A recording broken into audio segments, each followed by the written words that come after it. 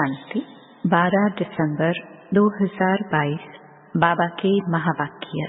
मीठे बच्चे, बाप भल यहाँ तुम्हारे सम्मुख है, लेकिन याद तुम्हें शांति धाम घर में करना है। तुम्हारा बुद्धि योग सदा ऊपर लटका रहे। प्रश्न: अहो भाग्य किन बच्चों का कहेंगे और क्यों? उत्तर: जिन बच्चों की बुद्धि में बाप की नॉलेज आई उनका है अहो भाग्य, क्योंकि ज्ञान मिलने से सद्गति हो जाती है। तुम विश्व के मालिक बन जाते हो। बाकी जब तक ज्ञान नहीं है तब तक कोई शिव बाबा पर शरीर भी होम दे, लेकिन प्राप्ति सिर्फ अल्पकाल की होती है। बाप से वर्षा नहीं मिलता है। भक्ति में भावना के चने मिल जाते हैं, सद्गति नहीं मिलती। ओम शांति। बच्चों की दिल में सदैव रहता है कि बाबा आकर हमको पढ़ाते हैं। यहाँ तो सम्मुख बैठे हो। बुद्धि में आता है हमारा बाबा आया हुआ है। कल्प पहले मुहाफिक फिर से हमको राजयोग सिखलाकर पवित्र बनाए साथ ले जाएंगे। यह भी तुम बच्चे जानते हो। हम जितना पुरुषार्थ करेंगे उतना जाकर ऊंच पद पाएंगे। यह बुद्धि में रहता है। बच्चे जानते हैं अभी भक्ति मार्ग खत्म होना है। भक्ति और ज्ञान दोनों इकट्ठे नहीं चलते हैं। जो भी मनुष्य पूजा आदि करते हैं, शास्त्र पढ़ते हैं, वह कोई ज्ञान नहीं है, वह भक्ति है। बाप भी कहते हैं, मीठे बच्चे, वेद शास्त्र आदि अध्ययन करना, जप तप आदि करना, यह जो कुछ भक्ति आधा कल्प से करते आए हो उसको ज्ञान नहीं कहेंगे। ज्ञान का सागर एक ही बाप है। वह तुमको बिल्कुल सही रास्ता बताते हैं कि बच्चे अब मुझे याद करो तो विकर्म विनाश हो जाएंगे। कोई भी देहधारी को याद नहीं करना है। बुद्धि योग ऊपर में लटका हुआ होना चाहिए। ऐसे नहीं कि बाबा यहाँ है तो बुद्धि भी यहाँ रहे। भल बाबा यहाँ है तो भी तुमको बुद्धि योग वहाँ शांति धाम में लगाना है। ज्ञान है ही 1 सेकंड का। भक्ति तो आधा कल्प चली है और आधा कल्प तुमको वर्षा मिलना है। भक्ति और ज्ञान दोनों इकट्ठे हो ना सके। दिन और रात अलग अलग हैं। यह है बेहद का दिन और रात, ब्रह्मा का दिन, सोबीके का दिन। बच्चे जानते हैं हम देवता बन रहे हैं। सत्य को कहा जाता है जीवन मुक्ति धाम। यह है जीवन बंध धाम। इस समय सब रावण के बंधन में है, शोक वाटिका में है। तुमको अब पता पड़ा है शोक वाटिका किसको और अशोक वाटिका किसको कहा जाता है। भक्ति है उतरती कला का मार्ग। बाप कहते हैं अब वापस मुक्ति धाम चलना है। ऐसे कोई कह नहीं सकते कि मेरे बच्चे अब सबको मुक्ति धाम चलना है, अर्थात जीवन बंध से लिबरेट होना है। फिर पहले कौन सा धर्म जीवन मुक्ति में आना है ये भी तुम बच्चे जानते हो। खेल सारा भारत पर ही है। बाकी बीच में बाई प्लॉट हैं। अपना उनसे कोई कनेक्शन नहीं है। ज्ञान और भक्ति की बातें मनुष्य नहीं समझ सकते। उनका पाठ ही नहीं है। पाठ है ही तुम भारतवासियों का। सतयुग आदि में देवी देवताएं ही थे। अब कलयुग में अनेक धर्म हैं। तुम्हारा यह है लीप जन्म, कल्याणकारी जन्म। यह संगम का सुहावना युग है ना। तुम जानते हो लौकिक बाप के भी हम हैं, फिर जीते जी पारलौकिक बाप के बने हैं। लौकिक बाप भी है और पारलौकिक बाप भी। हजीरा हुजूर है। तुम्हारी आत्मा कहती है बाबा आप परमधाम से आए हो, हमको वापस ले जाने। बाप बच्चों से ही बात कर सकते हैं, जैसे आत्मा को इन आँखों से देख नहीं सकते हैं, वैसे परमात्मा को भी देख नहीं सकते। हाँ, दिव्य दृष्टि से साक्षात्कार हो सकता है। दिखाते हैं कि विवेकानंद को साक्षात्कार हुआ कि रामकृष्ण की आत्मा निकल मेरे में समा गई, परंतु आत्मा समा तो नहीं सकती। बाकी आत्मा का साक्षात्कार होता है।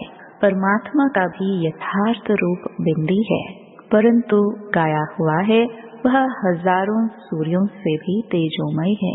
तो परमात्मा अगर वह साक्षात्कार न कराए तो कोई का विश्वास न बैठे। बिंदी रूप के साक्षात्कार से कोई समझ न सके, क्योंकि उनको कोई जानते ही नहीं। ये नई बात ही बतलाते हैं। परम आत्मा बड़ी चीज तो हो न सके, वह अति सूक्ष्म से सूक्ष्म है। उनसे सूक्ष्म कुछ भी है नहीं। ये भी तुम बच्चों की बुद्धि में है कि आत्मा और परमात्मा जो बिंदी रूप है उनमें सारा पाठ नूंधा हुआ है। आत्मा में 84 जन्मों का अपना अपना पाठ नूंधा हुआ है। कितनी विचित्र बात है। बाप बिगर कोई समझा ना सके। यह बातें तुम विलायत वालों को समझाओ तो वंडर खाए और तुम्हारे ऊपर कुर्बान जाए। प्राचीन भारत का ज्ञान और योग तुम ही समझा सकते हो। पहले पहले यह समझाना है कि आत्मा परमात्मा क्या वस्तु है। आत्मा के लिए कहते हैं स्टार है, परमात्मा के लिए नहीं कहेंगे कि वह स्टार है। आत्मा कोई छोटी बड़ी नहीं होती है, वह है ही एक बिंदी जो एक शरीर छोड़ दूसरे में प्रवेश करती है। तुम बच्चे समझते हो ड्रामा में जो कुछ चलता है वह नोंद है, चक्र फिरता रहता है। यह सब बुद्धि में प्रैक्टिकल आना चाहिए। दुनिया तो इन सब बातों को जानती नहीं है। सबसे तीखी दौड़ी आत्मा की है। एक सेकंड में कहाँ की कहाँ चली जाती है। सेकंड में जीवन मुक्ति मिलती है तो सेकंड में आत्मा भी वहाँ पहुँचती है। आत्मा कहती है मेरे से तीखा और कुछ है नहीं, मेरे से छोटा और कोई है नहीं। छोटी सी आत्मा में सारी नॉलेज है। उनको कहा जाता है गॉड इज नॉलेजफुल। आगे कहते थे भगवान सब कुछ जानते हैं। इसका मतलब ये नहीं कि एक एक के दिल को बैठ जानते हैं। यह तो ड्रामा में सब कुछ नोंद है। बाप समझाते हैं मैं इस झाड़ का बीज रूप हूँ। झाड़ का बीज अगर चैतन्य हो तो समझाए कि मैं ऐसे धरनी में रहता हूँ। गाया भी हुआ है ब्रह्मा द्वारा मनुष्य सृष्टि रचते हैं। बीज तो एक है ना। तुम आत्मा यहाँ शरीर धारण कर पाठ बजाती हो। बाप कैसे आकर प्रवेश करते हैं ये तुम बच्चों को अब मालूम पड़ा है। बाप आकर नॉलेज देते हैं, सदैव बैठा नहीं रहता। बाप ने समझाया है जब झाड़ की जड़जड़ीभूत अवस्था होती है तब ही मैं आता हूँ। अभी सहायता के लिए बहुत यज्ञ रचेंगे। यह है रुद्र ज्ञान यज्ञ। कृष्ण ज्ञान यज्ञ हो न सके। श्री कृष्ण तो देवता थे, वह द्वापर में आ न सके। देवता फिर क्षत्रिय वैश्य शूद्र बनते हैं। श्री कृष्ण देवता द्वापर में कैसे आ सकता। रावण राज्य में देवताएं पैर नहीं रखते। तुम बच्चे जानते हो आत्मा अविनाशी है। आत्मा में ही संस्कार रहता है। शरीर तो खत्म हो जाता है। आत्मा में ही अच्छे व बुरे संस्कार रहते हैं। अब तुम समझते हो जो भी मनुष्य मात्र हैं वह ड्रामा प्लान अनुसार चल रहे हैं। आगे यह नहीं समझते थे कि सृष्टि किस आधार पर चलती है। ईश्वर के आधार पर तो है नहीं। यह तो बना बनाया खेल है जो फिरता रहता है। ऐसे नहीं ईश्वर के आधार पर खड़ा है। जैसे तुम्हारा पाठ है वैसे परमात्मा का भी पाठ है। साक्षात्कार भी मैं कराता हूँ। भक्ति मार्ग में हर एक की मनोकामना अल्पकाल के लिए पूरी होती है। दान पुण्य आदि जो कुछ करते हैं उसका अल्पकाल के लिए सुख मिलता है। थोड़ा सा सुख मिला फिर ऐसा कर्म करते हैं जो उनको भोगना पड़ता है। कहते हैं भावी के भुगरे चने भी अच्छे हैं। भक्ति मार्ग में मेहनत करते हैं, मिलता क्या है? चने। शिव बाबा पर भल शरीर भी होम देते हैं तो भी मिलते भुगरे हैं। वर्षा तो मिल ना सके, काशी कलवट खाने समय विकर्म भल नाश होंगे, फिर शुरू हो जाएंगे। तो भावना के भुगरे हुए ना, ज्ञान मार्ग में तुमको देखो कितना मिलता है। एकदम तुम विश्व के मालिक बन जाते हो। यह कोई की बुद्धि में अगर नॉलेज आ जाए तो अहो भाग्य, ज्ञान से सद्गति होती है। इसको नॉलेज कहा जाता है। यह बाप के सिवाय कोई दे न सके। शास्त्र कितने ढेर पढ़ते हैं, बहुत होशियार हो जाते हैं, फिर वह संस्कार ले जाते हैं। अच्छा, उनको मिलता क्या है? भुगरे, और तो कुछ नहीं, नीचे गिरते ही आते हैं। समझो कोई का राजा के घर में जन्म होता है, खुशी मनाते हैं, भल वह राजकुमार है, परंतु तुम कहेंगे उनको चने मिले। कहाँ हमको बाप विश्व का मालिक बनाए, बादशाही देते हैं, कहाँ वह भुगरे चने। कोई बहुत दान करते हैं, भल जाकर राजा के पास जन्म लिया तो भी तुम्हारी भेंट में भुगरे हैं। तो अब राजाई पद का पुरुषार्थ करना चाहिए। लौकिक बाप भी बच्चों को देख बहुत खुश होते हैं। यह है बेहद का माँ बाप, जिससे 21 जन्म का सुख मिलता है। आजकल देखो दुनिया में दुख बढ़ता जा रहा है। अभी दुख दाम की अंत है। पारलौकिक बाप से बच्चों को क्या मिलता है, लौकिक से क्या मिलता है, फर्क कितना है। यहाँ कर्मानुसार कोई गरीब बनता है, कोई कैसे बनते हैं। वहाँ गरीब भी सुखी रहते हैं। नाम ही है सुखधाम, यह है दुखधाम। सन्यासी लोग कहते हैं हमने घर बार छोड़ा है, पवित्र बने हैं। भारत को पवित्र रखने के लिए गवर्नमेंट भी उनका मान रखती है, परंतु दुखधाम को सुखधाम बनाना यह बाप का काम है। सर्व को शांति धाम सुखधाम ले जाना है, क्योंकि यह तो सारी दुनिया का प्रश्न है। भारत जब श्रेष्ठाचारी था तब देवताए थे। बाबा ऐसे निबंध देते हैं, युक्ति से लिखना चाहिए। देवताए 84 जन्मों का चक्कर लगाकर आए हैं, फिर मनुष्य से देवता बनते हैं। मनुष्य से देवता बाप ही बनाएंगे, और कोई की ताकत नहीं। सन्यासियों से भारत को कुछ फायदा है, पवित्र रहते हैं। आगे तो रचता रचना के लिए कहते थे बेअंत है, हम नहीं जानते हैं। अभी तो कह देते हैं हम भगवान हैं। तत्व को याद करने से विकर्म विनाश नहीं होंगे। बाप के महावाक्य हैं, मामेकम याद करो तो तुम्हारे विकर्म विनाश होंगे। पतित पावन मैं हूँ, सारी दुनिया को आकर पावन बनाता हूँ। सारे भंबोर को आग लगनी है। सारी दुनिया अज्ञान निद्रा में सोई हुई है। ड्रामा प्लान अनुसार सारी दुनिया नास्तिक है। बाप कहते हैं मैं आकर सबको आस्तिक बनाता हूँ। अभी जो बिल्कुल तमो प्रधान बने हैं वो अपने को भगवान कह देते हैं। तुम तो इस सृष्टि चक्र के राज को जानने से चक्रवर्ती राजा बनते हो, महावीर बनते हो। तुमको तो प्रारब्ध में माल मिलते हैं, उनको क्या मिलता है? क्षणे। तुम माया पर जीत पाते हो। स्वदर्शन चक्र तुम ब्राह्मणों को है। विष्णु के मंदिर को नर नारायण का मंदिर कहते हैं।